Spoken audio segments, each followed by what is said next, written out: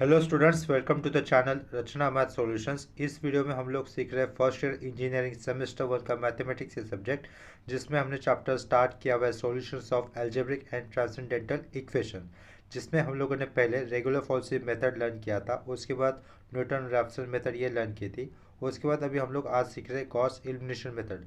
Gauss elimination method ये solution of linear algebraic equations की category के अंदर आता है। इसके बाद इसके अंदर और भी दो इटरेटिव मेथड आती है। वो एक होती है गॉस सीडल मेथड और दूसरी होती है गॉस जैकोबी मेथड।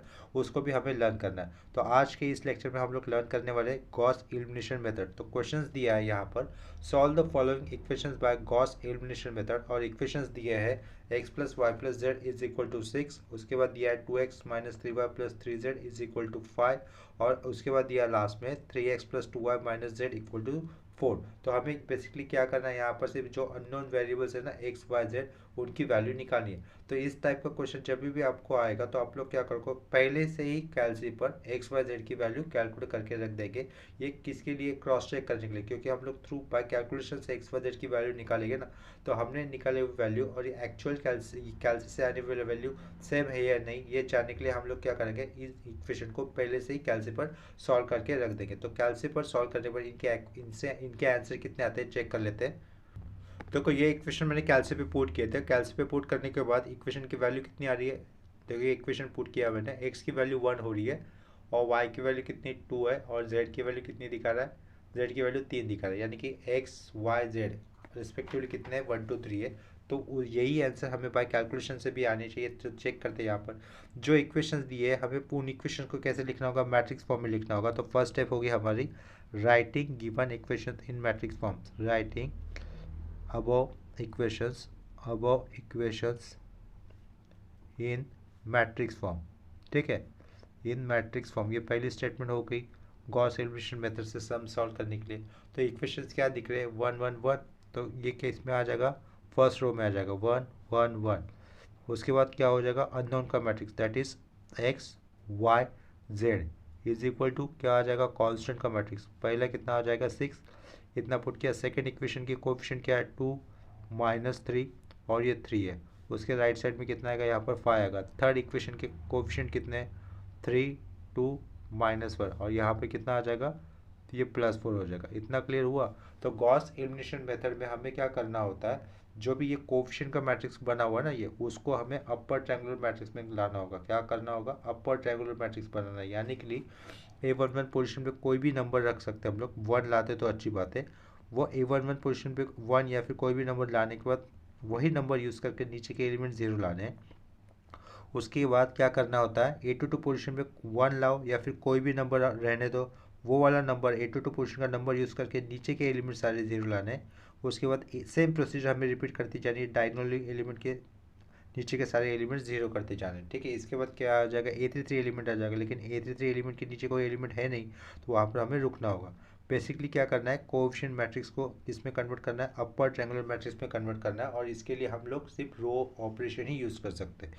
तो फर्स्ट रो यूज़ करते हुए मुझे इस 2 की प्लेस पे क्या लाना है, 0 लाना है। और ये जो 3 है जो कि थर्ड रो में है, उस प्लेस पे भी क्या लाना है, 0 लाना है। तो वो कैसे, वो ऑपरेशन कैसे कर सकते हैं हम, ये 2 सेकेंड रो का पार्ट है ना। तो R2 माइनस क्या करूँगा, 2R1 लिखना होगा। और यहाँ पर R3 minus 3 times of R1 लिखना होगा। इतना क्लियर हो रहा है। तो देखो ये चेंजेस यहाँ पर पहले क्या लिखा है, लेफ्ट में R2 लिखा, तो चेंजेस R2 रो में ही होंगे। यहाँ पर क्या लिखा है, लेफ्ट में R3 लिखा है ना सबसे पहले, तो चेंजेस R3 रो में ही होंगे। तो कौन सा रो में चेंजेस नहीं हो रहा है, फर्स्ट रो में चेंजेस नहीं होंगे। तो फर्स्ट रो मुझे एज इट इज़ लिखना होगा। ये एक्स वाई जेड अननोन के कांस्टेंट के ऊपर कोई चेंजेस नहीं होंगे, तो वो उन्हें एज इट इज़ लिखना है। Is equal to first row का पार्ट है राइट साइड में ये 6, वो तो एज इट इज़ रहेगा। और यहाँ पर एज इट इज़ 1 1 1 लिखना होगा। इतना क्लियर हुआ। तो ये 0 हो रहा है और ये भी 0 हो जाएगा। -3, ये -3 किस रो का पार्ट है, R2 का पार्ट है। -3 R2 रो का पार्ट है। -2 इंटू क्या हो जाएगा, 1 हो जाएगा। तो -2 इंटू 1 -2, उससे पहले -3, यानी कि यहाँ पे क्या लिखना होगा, -5 लिखना होगा। इतना क्लियर हुआ। ये 3 R2 रो का पार्ट है। 3 माइनस, तो ये 3 R2 रो का पार्ट है ना। 3 माइनस 2 इंटू 1, -2 इंटू 1 -2, तो ये यहाँ पे कितना हो जाएगा, 1 हो जाएगा। इतना क्लियर हो रहा है। ये 5 R2 रो का पार्ट है। 5 माइनस 2 इंटू R1 कितना, इस केस में 6 है, -2 इंटू 6 कितना होता है -12, 5 -12 कितना हो जाएगा 5 -12 -7, तो यहाँ पे क्या लिखना पड़ा फिर हमें 5 -12 दैट इज -7। इतना क्लियर हो रहा होगा। नेक्स्ट स्टेप में क्या करेंगे, अभी हम लोग थर्ड रो में के लिए ऑपरेशन करने होंगे। ये R3 की जगह पे अभी कितना आ जाएगा 2 आ जाएगा, 2 -3 इंटू 1, -3 इंटू 1 कितना हो जाएगा -3 इंटू 1 -3, 2 -3 -1, तो यहाँ पे क्या लिखेंगे -1 लिखेंगे। इसके बाद ये -1 R3 रो का पार्ट है, ये -1 R3 रो का पार्ट है, -1 -3 इंटू 1, -3 इंटू 1 -3, आगे का -1 यानी कि यहाँ पे क्या होगा -4 हो जाएगा। ये लिखा ये -4। नेक्स्ट स्टेप में ये 4 R3 रो का पार्ट है, ये 4 R3 रो का पार्ट है, 4 -3 इंटू R1, R1 कितना है 6 है, तो 6 इंटू 3 कितना हो जाएगा -18, 4 -18 होने पर ये रहेगा -14। इतना क्लियर हो गया। तो इसके बाद क्या बताया था, A to 2 पोजीशन पे 1 लाओ या फिर कोई भी नंबर लाओ, 1 लाते तो ज़्यादा बेहतर है क्योंकि फिर आगे के सिंप्लीफिकेशन करने के लिए ईजी हो जाता है। वो वाला या अगर यहाँ पर 1 आएगा या फिर कोई भी नंबर आएगा वो यूज़ कर उसके नीचे के एलिमेंट्स कैसे करने हैं, 0 लाने हैं।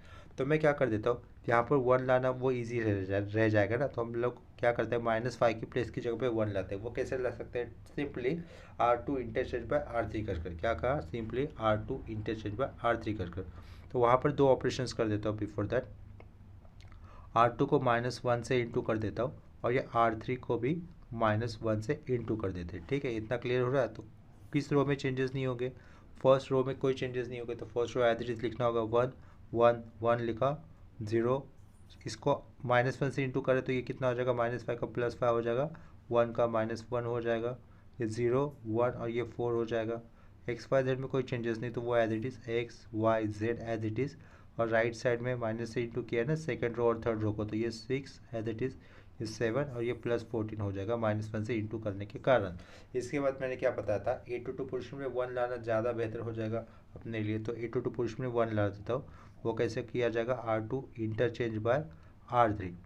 ठीक है, तो R2 इंटरचेंज बाय R3 करने पर सिर्फ फर्स्ट रो में कोई चेंजेस नहीं हुआ, एज इट इज़ लिखना होगा 1 1 1, उसके बाद ये 0 1 4 लिख दिया और ये 0 5 -1 लिख दिया।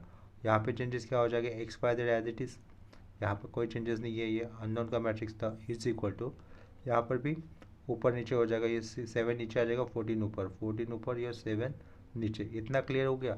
अभी क्या करना है, ये जो 5 है ना, 5 की जगह पे हमें क्या लाना है, 0 लाना है। वो कैसे ला सकते हैं, ये 5 R3 रो का पार्ट है, तो R3 - 5 times of R2।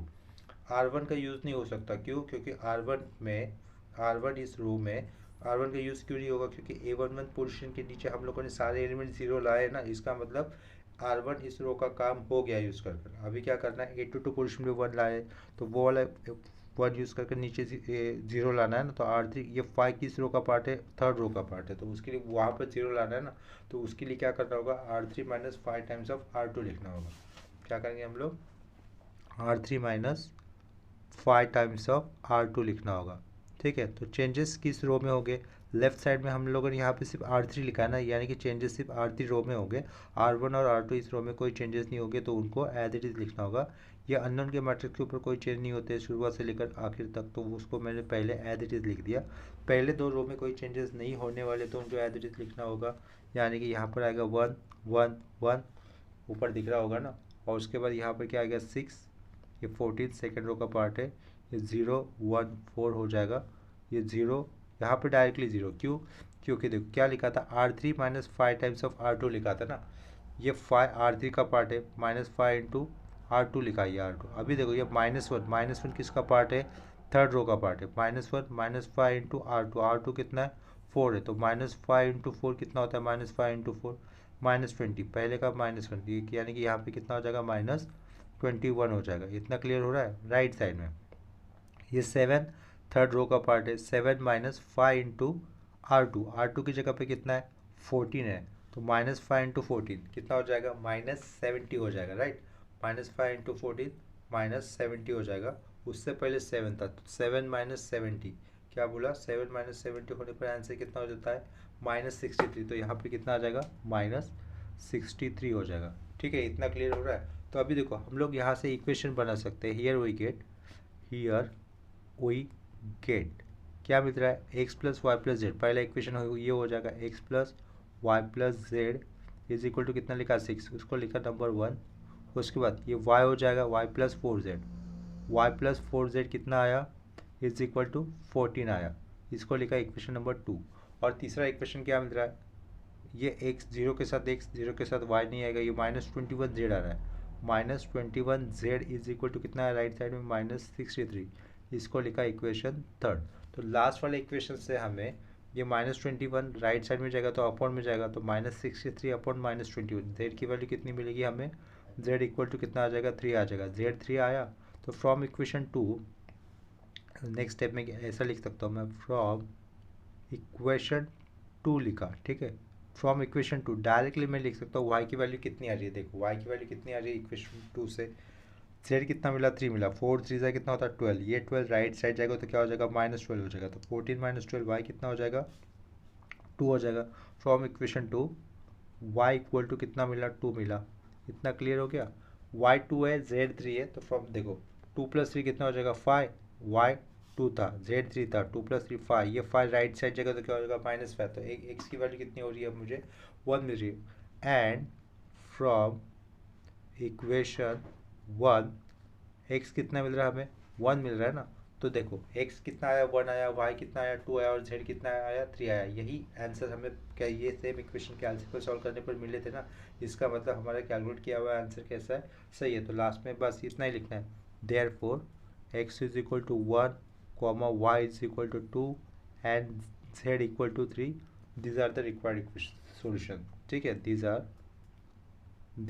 Are required solutions, these are required solution। Same concept के ऊपर हम लोग और एक क्वेश्चन ले रहे हैं यहाँ पर, ठीक है, समझ में आ रहा होगा। सिर्फ हमें क्या करना है, कोएफिशिएंट का मैट्रिक्स जो भी होता है ना उसको अपर ट्रायंगुलर मैट्रिक्स में कन्वर्ट करना होता है। यहाँ पर ध्यान रखना है कि हम लोग जो भी कोएफिशिएंट मैट्रिक्स के अंदर ऑपरेशन करेंगे वो सेम ऑपरेशन राइट साइड में जो कांस्टेंट का मैट्रिक्स होगा ना उसके ऊपर भी होना चाहिए। तो गलती यहाँ पर ही हो सकती है। और दूसरी गलती कहाँ पे हो सकती है कि हम लोग जो भी एलिमेंट्स कैलकुलेट करेंगे उसमें प्लस या माइनस करने में मिस्टेक हो सकती है, तो वहाँ पे सिर्फ ध्यान देना। तो अभी मैं नेक्स्ट क्वेश्चन ले रहा हूँ सेम कंसेप्ट के ऊपर, देखो इस तरीके से वो नेक्स्ट क्वेश्चन मैंने यहाँ पे सामने लिखा है। क्वेश्चन क्या है, solve the following equations by Gauss elimination method. Equations दिए है 2x + 2y + 3z = 4, 4x - 2y + z = 9, x + 5y + 4z = 3। तो सबसे पहले क्या करना होगा, इस इक्वेशन को हम लोग कैलसी पे सॉल्व कर लेंगे। तो कैलसी पे सॉल्व करने पर इसके आंसर्स कितने आते हैं, देखो मैंने यहाँ पे ऑलरेडी सॉल्व करके रखा है। कैलसी पे सॉल्व करने पर पहला वैल्यू x का कितना मिल रहा है 7/2 पहला वैल्यू, दूसरा वैल्यू y यानी कि उसकी वैल्यू कितनी आई 3/2, और z की वैल्यू कितनी आई -2। आंसर क्या हुआ है 7/2, 3/2 और -2। तो यही आंसर हमें इस तरीके से अभी पेपर पर कैलकुलेट करने पर भी, गॉस एलिमिनेशन मेथड से करने पर भी यही आंसर मिलने चाहिए, तब जाकर हमारा आंसर राइट हो जाएगा, ठीक है। अगर कुछ लास्ट में के कैलकुलेट आंसर हमारे इस स्टेप से रॉन्ग आ जाता है, इसका मतलब कहीं ना कहीं कैलकुलेशन में मिस्टेक हुई है, ये उसको फाइंड आउट करने में ईजी रहेगा, आसान रहेगी। तो इसके लिए पहले ही इक्वेशन को मैंने कैलसी पे सॉल्व कर लिया। आप लोगों को भी ये पहले इक्वेशन कैलसी पे सॉल्व कर लेने, ताकि कोई मिस्टेक है तो आपको समझ में आ जाए। तो इतना करने के बाद क्या करेंगे, पहली step writing given equation in matrix form, यहाँ पर अभी शुरुआत करनी है। तो राइटिंग गिवन इक्वेशंस या फिर अबव इक्वेशंस इन matrix form, writing given equations इन मैट्रिक्स फॉर्म। अभी शुरुआत में ही मैट्रिक्स फॉर्म में इक्वेशन लिखते वक्त हम लोग उसका ऑर्डर अपने हिसाब से कंसिडर कर सकते हैं।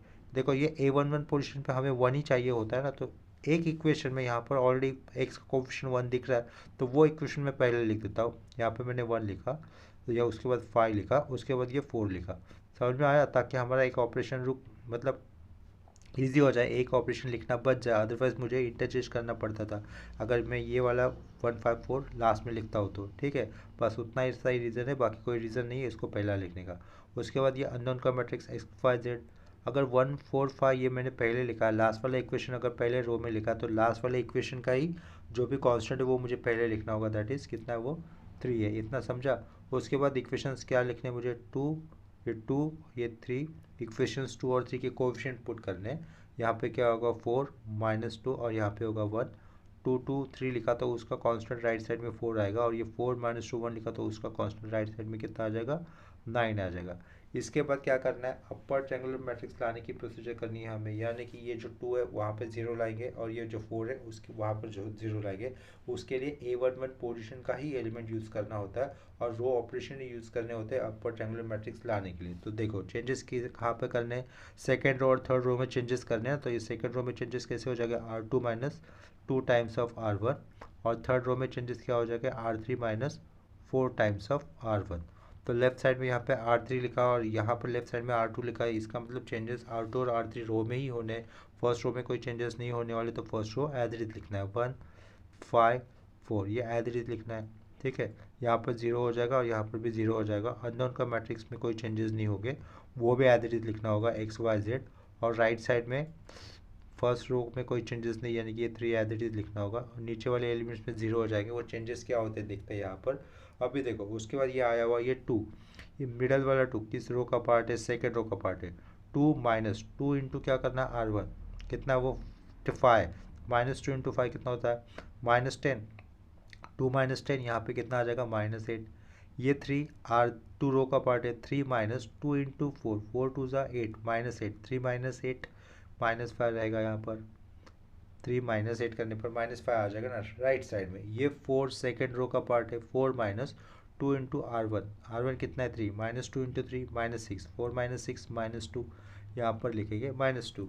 ठीक है, इसके बाद देखो यहाँ पर ये -2 किस रो का पार्ट है, ये -2 R3 रो का पार्ट है। -2 यहाँ पर होगा -4 इंटू R1, -4 इंटू R1 की जगह पे कितना है 5, -4 इंटू 5 -20, आगे का -2 यानी कि -22 हो जाएगा।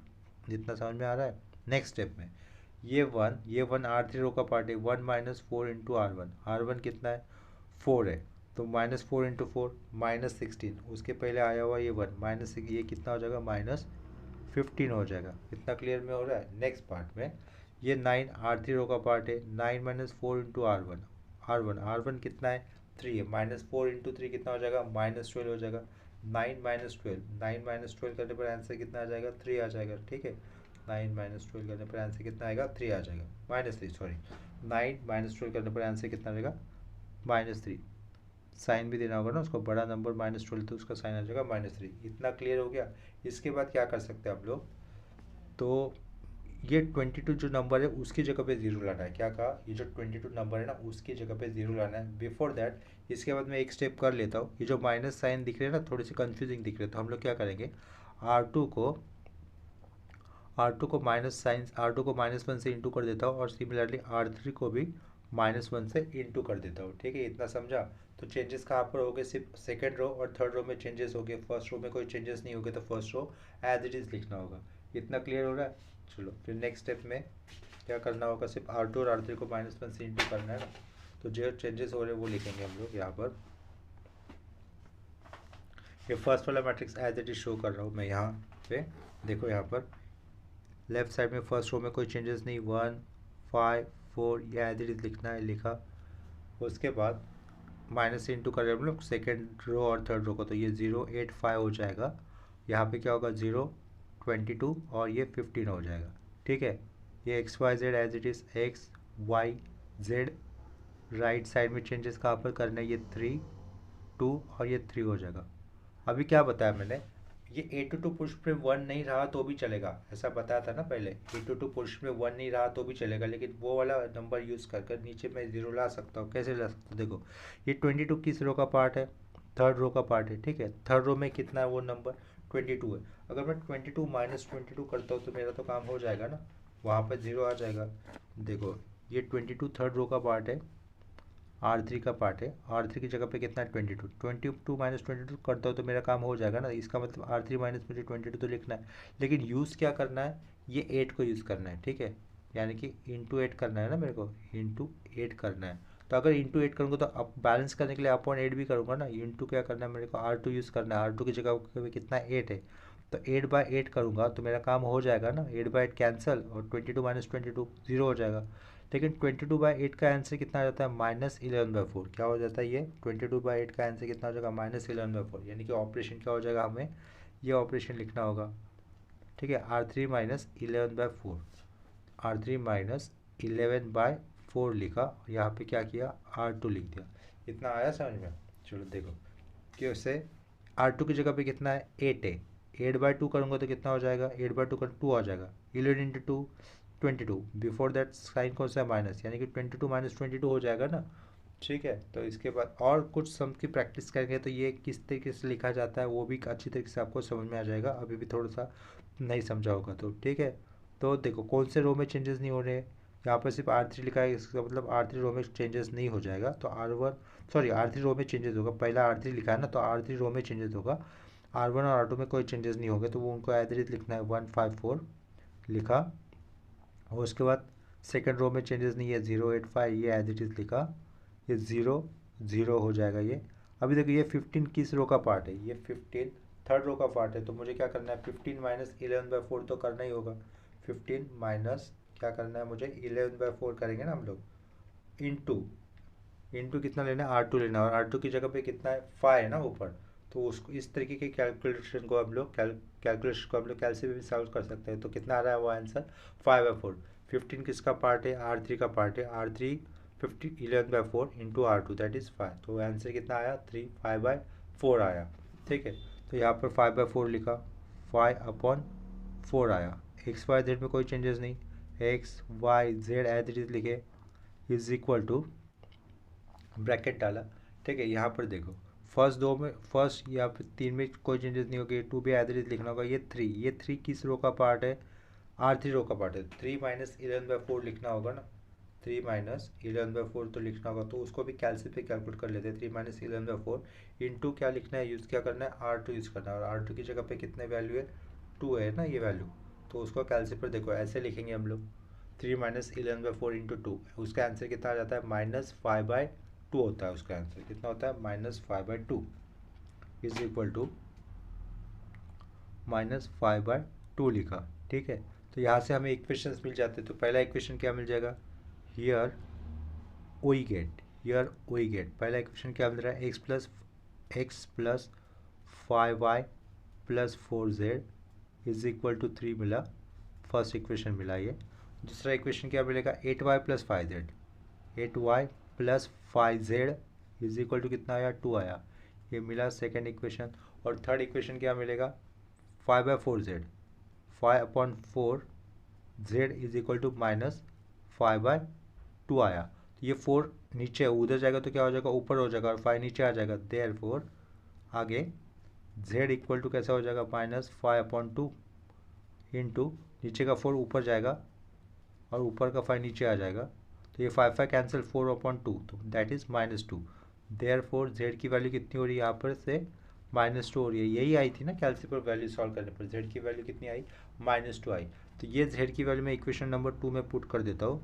देयरफॉर क्या लिखना है मुझे, फ्रॉम इक्वेशन 2, ठीक है, फ्रॉम इक्वेशन 2 z की वैल्यू कितनी पुट करेंगे -2 पुट करेंगे, ये 8y था, 8y लिखा प्लस 5 इंटू ये 5 लिखा, z की वैल्यू -2 लिखी, इज इक्वल टू कितना था 2 था, ये 5 इंटू -2 -10 राइट साइड में जाएगा तो क्या हो जाएगा +10 हो जाएगा, इसका मतलब ये 8y इज इक्वल टू 2 + 10 लिख दिया, कितना हो गया वो 12 हो जाएगा, 8y इज इक्वल टू 12 लिखा, ये 2 + 10 12, तो y की वैल्यू कितनी हो रही है 12/8।